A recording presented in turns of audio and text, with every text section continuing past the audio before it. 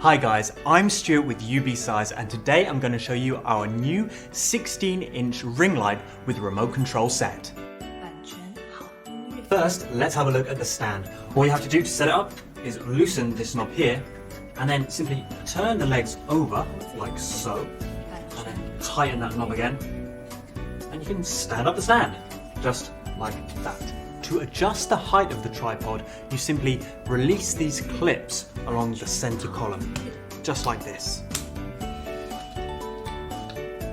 Second, let's see how the light works.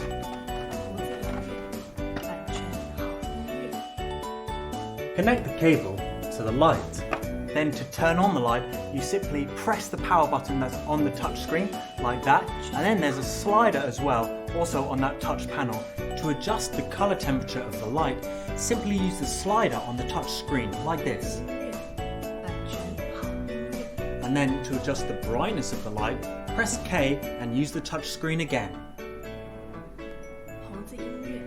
To adjust the shooting angle of the phone, simply use the two knobs at the side, like this. The UBeesize 16-inch ring light comes with this remote control, which enables you to remotely control the brightness and the color temperature of the ring light. Thanks for watching.